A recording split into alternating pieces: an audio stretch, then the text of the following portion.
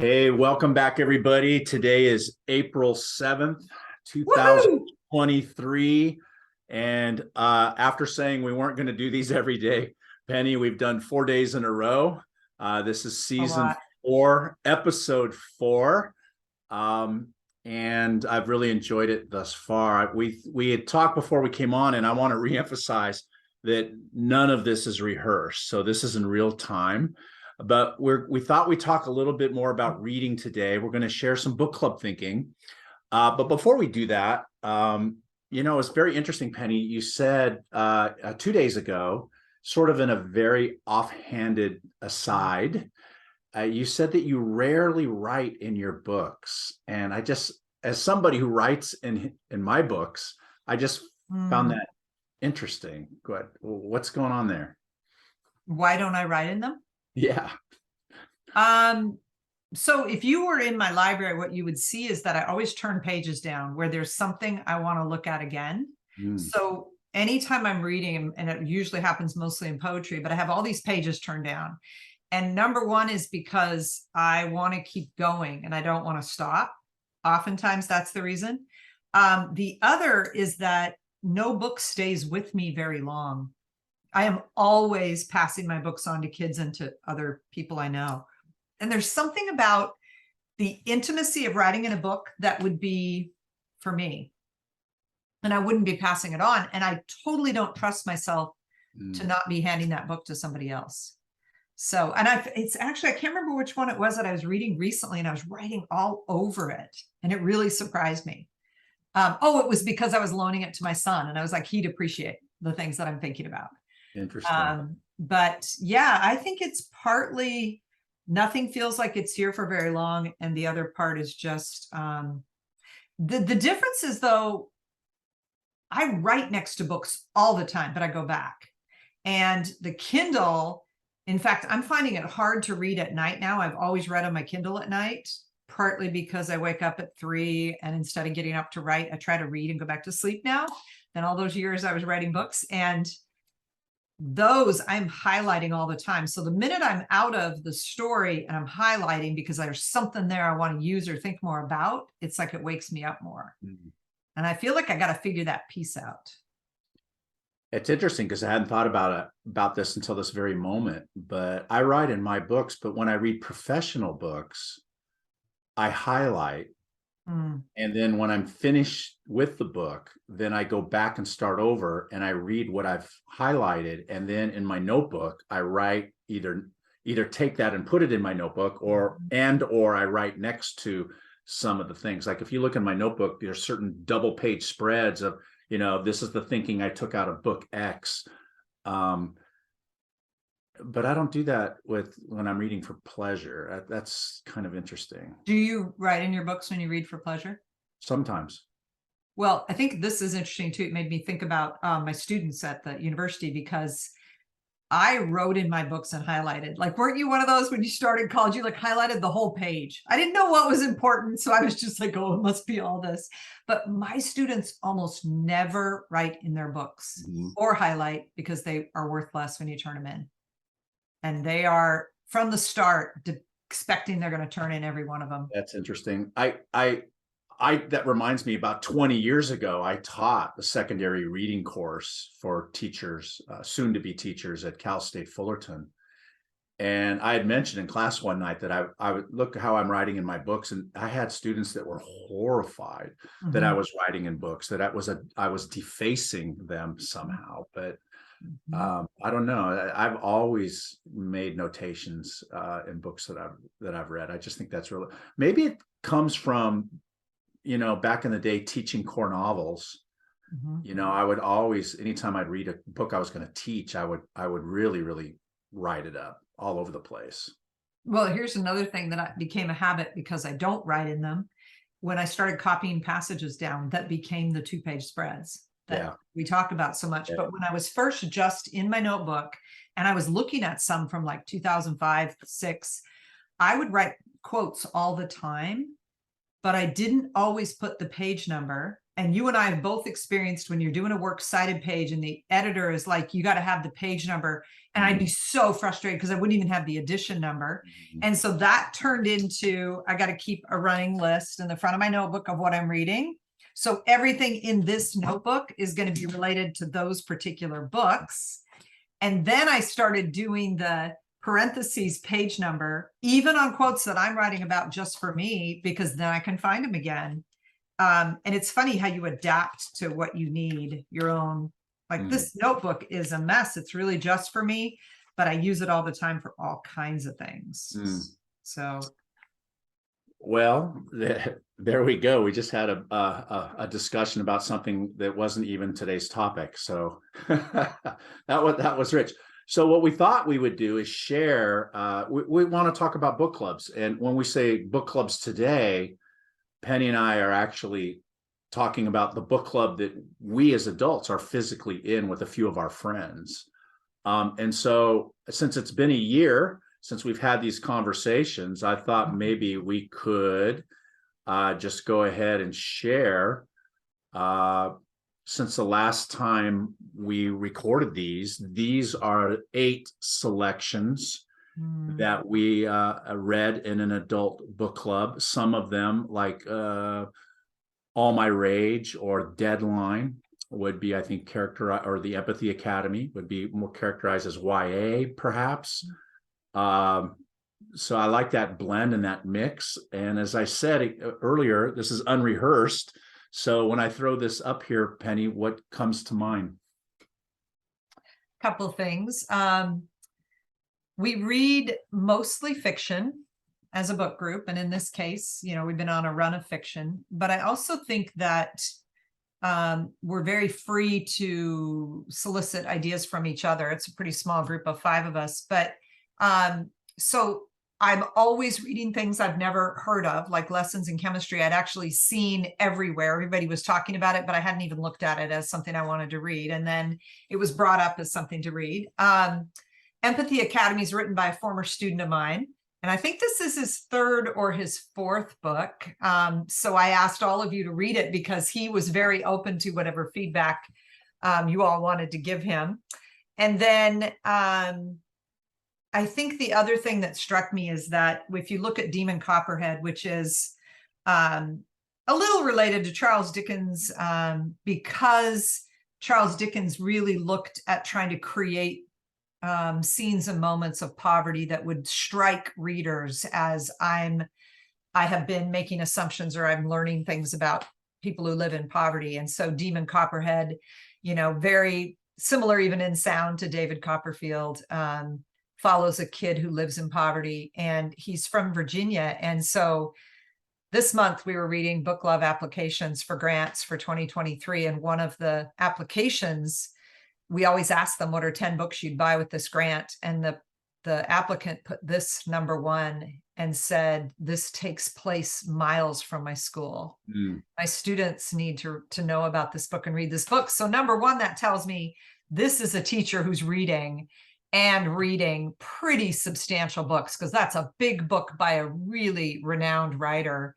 And then to immediately see my students need this book, I thought was impressive. Yeah, Demon Copperhead.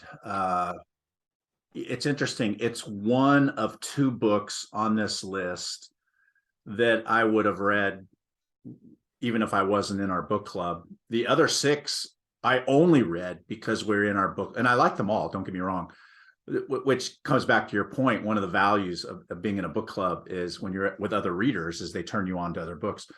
But Demon Copperhead, I mean, it's so, it sounds funny to say this, it's so beautifully written, but it's so stark. The life of this kid who's trying to overcome, you know, life. It's just beating him down.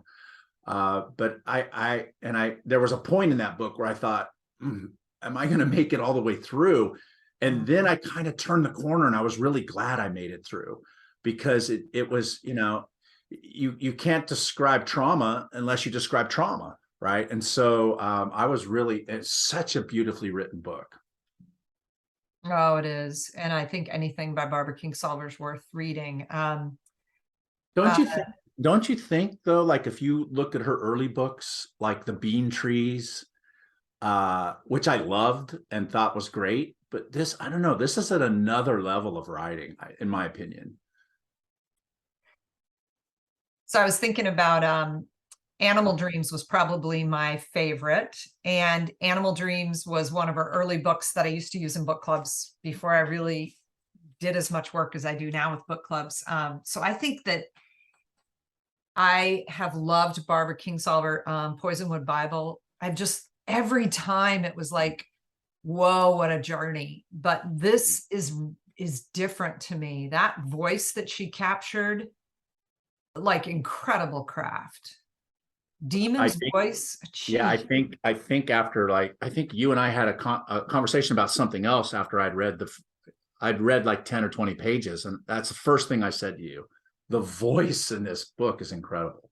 Yeah. And I here's something that was funny to me. My son's reading it right now, and his wife and I both have read it, and we're talking about it. And he had never read anything by Barbara Kingsolver, and he was like, I looked on the back and it says something about her being one of the premier fiction writers of all time, and I can see why, because I literally can't stop reading. Mhm. But then I was just telling them both how, didn't you feel, so it gets dark and dark and dark, and then there's this bit of light. And I don't want to give too much Yes. away, but it's a kid Sure. who's going from foster home to foster home, and he ends up in a place that's good. And I could feel myself looking at the book, because I'm about halfway through, going, this is going to go bad. Mhm. Because it was good, and I was so relieved, but I knew we had so much territory to travel. And I said to Cameron, so the thing that bothers me about kids who don't read or don't experience whole books ever is that they never learn that feel, the arc of a story. They never learn that anticipation that readers have, that, okay, there's developing these 2-3 characters for a reason, and I can see it's going somewhere. And then you have this kind of almost like a little bit of relief before, boom, something else happened. But you don't know any of that. And you don't know that the exposition is laying the territory and the groundwork. You're like, I'm not interested. I always say to kids, but the exposition is this often slower start to lay out the territory. There's context here. But if you don't read a lot, I think reading's just so much harder in all ways. It's interesting because when you talk about structure and the exposition, when I look at the list, and for those of you who are only listening to this and not watching it, we will post it. We will post pictures of all the books we're talking about. But two and a half of the books have just like massive surprise turns. For me, anyways. Mad Honey had a surprise turn. The Boys had a surprise turn that surprised me so much I didn't understand it at first. And Do you remember that text thread? You guys all made fun of me, and I had to go back and reread it. Like, what just happened?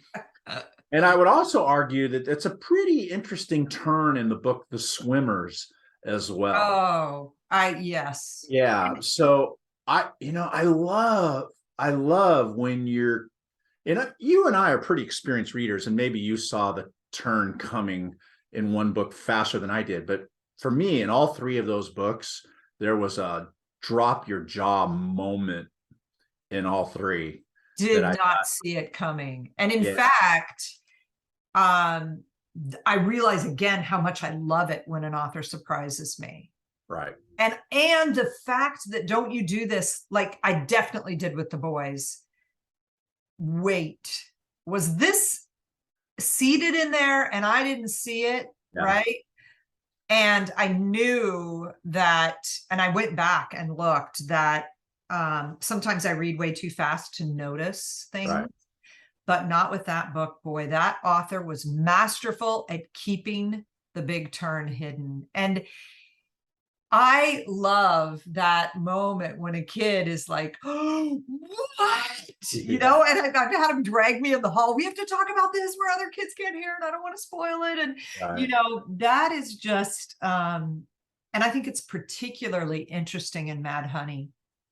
And if you haven't heard of Mad Honey, Jodi Picoult, who is a New Hampshire writer, has written, I don't know, 25 books or so. She's a prolific writer of, like, My Sister's Keeper, suspense and dramatic things happen, but characters are real. The Pact, 19 minutes.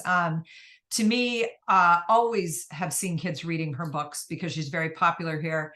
But this one, Kylene Beers told Linda and I one night that we should read this book. In fact, she said everybody in America should read this book. And I was like, Kylene doesn't say that very often, right, about fiction. So I got the book and read it. And then I have to echo the idea that we all, I think, have things to learn that book teaches. And I don't want to give away any of it to say any more than that, except that it really made me kind of bump up against things I thought I knew. I couldn't say that any better than you did. Like, there's a couple of passages in there that I reread 3 or 4 times because I wanted to make sure that, like, it didn't align with some of my thinking going into the book. And it taught me some things that I think are very, very important. And I don't think this is giving anything away, but I'm a sucker for any book that has a long trial in it. I love legal drama, trial That's stuff. true, you do. And so not only was it thoughtful and made me think about certain things, but it did it in a way that I was along for the ride anyways, because, she's a very good writer. If you're in an airport, I challenge you to walk into a bookstore and not find a Jodi Picoult book, because she's everywhere. And so, and I don't know if it's snobbish or not, because I haven't read her in a while, but I was pleasantly surprised that something is kind of mainstreamish, but gets to a topic that's not mainstreamish. Was very easily digestible for me. I really, really enjoyed it. I also learned so much about bees and beekeeping. Yeah. And I was thinking about the fact that you can read a book, like Lester Laminack wrote that great picture book, King of the Bees, and it's about beekeeping, and I learned a ton about it. But because I actually don't like bees very much, I got stung 8 times 2 summers ago, 8 times in one summer. And I tend to, that's the kind of information that goes in and out of my head like that. Don't you have topics like that where you're like, yeah, I'm just like speeding along. And I felt like just kind of revisiting it, I learned things I didn't know, but I learned them more deeply. And I think that's a sign of someone she's interwoven beekeeping into that book in an interesting way. Metaphorically. I think before we leave, we got to talk about our buddy Chris Crutcher. Deadline is such a interesting mix of humor about a kid who's sick, and how he addresses that and interacts with his senior year knowing that he's ill. And I know that we're both professionally and personally big fans of Chris. But maybe, Penny, you could say a word or two about the other, I think, YA book there, and that is All My Rage. Well, I would say, number one, hold on. It's at the top of the stack because we have chosen it for the Book Love Summer Book Club. Oh, I did not know that. This is a high school selection. She won the National Book Award this year. And I think that one of, the first Muslim woman to win the National Book Award. So this was a huge moment at NCTE when she spoke. There were a lot of people with tears in the room, but if you look even on the back, look at the list of awards this has already won. And Sabah's book is really 3 different narrators or perspectives, I guess I would say. And that, as we often say, modern books are written from multiple perspectives, and that you have to remember that complexity is not in sentence length and vocabulary. Complexity has lots of other factors. And one of the complexities of this book is you have multiple narrators. They're all important. They interact, but you need to know the relationships between them and who they are individually. And that piece is why I say to my students, if you've always only read same narrator for the whole book, I don't care if it's Oliver Twist or what, and somebody tells you, ooh, that's a tough book, wait until you read a multi-narrator book, because it expects a lot of you. Like, you have to be able to connect narrators and know that the plot moves forward, but Kelly tells this part and Penny tells this part, and then you have to be able to assemble those. I would say it's about forgiveness. It's about family, what constitutes home.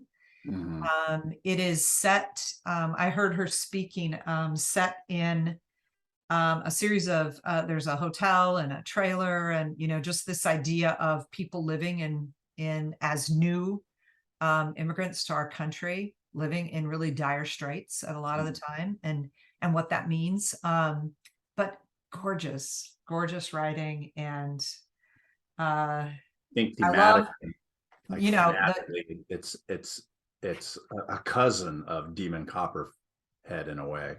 in a way, Jodi Picoult wrote the front blurb. Oh, A gorgeous star-crossed story about the costs of the American dream. And she says, I read this in a single day.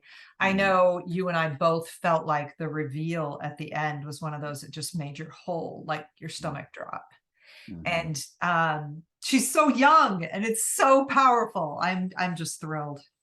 so after all of this darkness, let's end by saying, if you want to laugh a little bit, Lessons in Chemistry is funny. It's lighter. Oh my gosh. Although there is kind of a sad turn in it, but that character is unique and laugh out loud funny for me in a few different places. Well, and that's one of the things I love. So I have like a million things highlighted. You can't really see my Kindle, but highlighted from this book, because very witty and sharp, with passages where you could just tell they were crafted because they just hung together.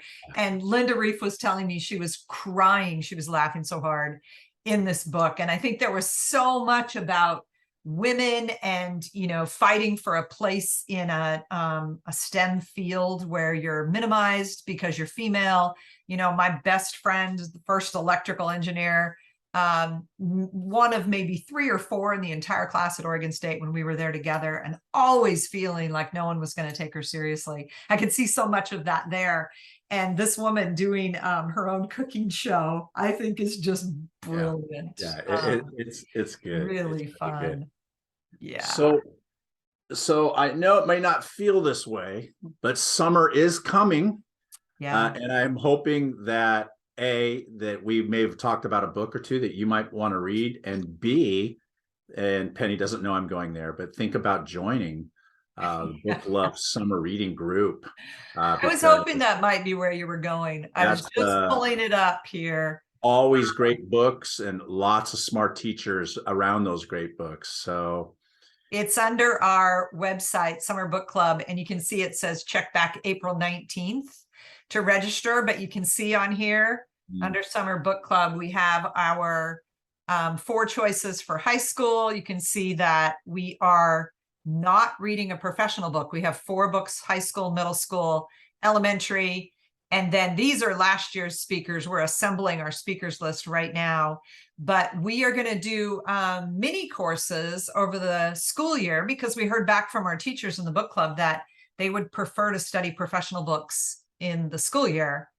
They can walk right back in their classrooms and use stuff right then, rather than study them in the summer.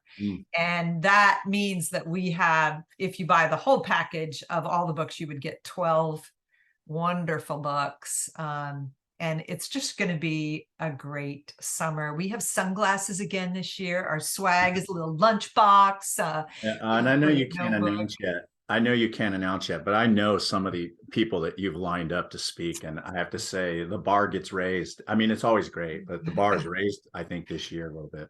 It's pretty exciting. I think even, you know, on, when was it? Wednesday? Did we interview Sabah and Zainab? Not Sabah, sorry, Sasan and Zainab. And they gave me so many titles that I want to think about, right? And I was like, oh, we should have had some of these in the summer book club. And I think that again and again, we read all year as the book club committee, and then we gather. And there are always those moments when a book comes out right after your right? decision. And so we had Free Water was on our list, but not all of us had read it, and we all have to read it in order to vote on it and be there. And we hadn't all read it yet because we read, I can't even tell you how many books. And then it won the Newbery like a week after we made our selections. I was like, no, but there are just so many good books in the world. There are. And so we hope we whetted your appetite today. We're going to be back next week, but only a couple times, I think, next week. Maybe being more normal. But we thank you for joining us, and we hope everybody has a really great weekend. Yes. See you all soon.